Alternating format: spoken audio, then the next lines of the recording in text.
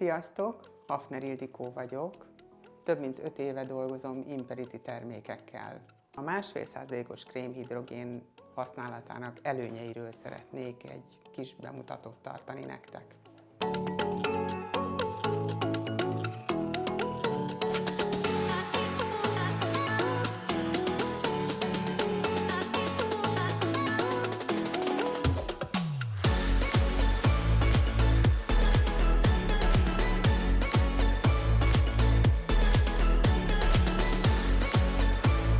A vendég körülbelül több mint 2 hónapja volt nálam melírozáson. Láthatjátok, hogy a lenövése az most már eléggé nagy, úgyhogy ezeket fogjuk visszadolgozni a tövére, és utána a fejmosóba a 1,5%-os krémhidrogénnel fogjuk kicsit megfényesíteni, kicsit felfrissíteni a szőke tincseit, és beárnyalni az egész haját.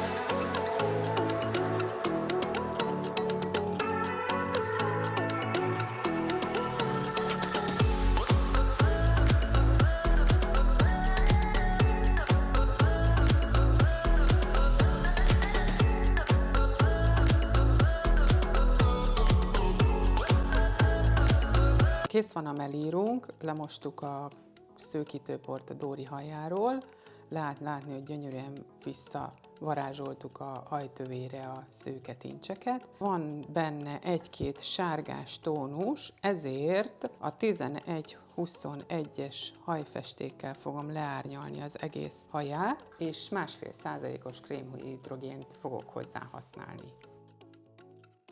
Most kenjük föl Dóri hajára ezt az árnyaló kombinációt, és miután a 1,5%-os krémhidrogént használjuk, nem kell félnünk tőle, hogy a saját hajszínét is megszívja a festék, mert csak és kizárólag a felvilágosított tincseken fog dolgozni az anyagunk.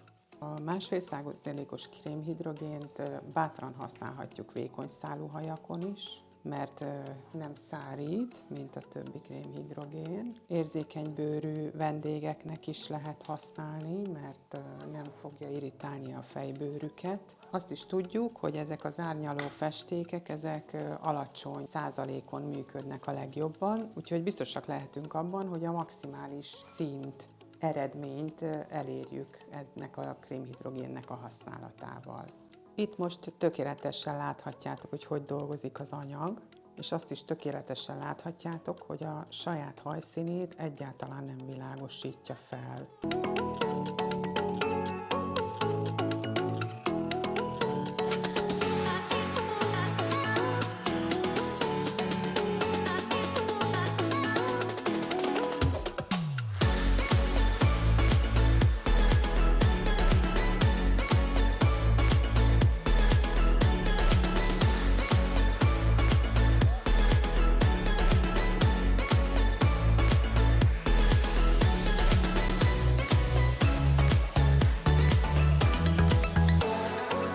Megszületett a végeredmény, láthatjátok a Dórinak a szőke tincseit, teljesen eltűnt belőle ez a sárgás kis árnyalat, ami még a fejmosóba volt, és azt is láthatjátok, hogy a saját hajszínét egyáltalán nem világosította fel, úgyhogy gyönyörű szép eredményt kaptunk. Nem tette tönkre, Dórinak eléggé vékony szálú haja van, egyáltalán nem szárította ki, nagyon-nagyon szépen dolgozott a festékkel a krémhidrogénünk.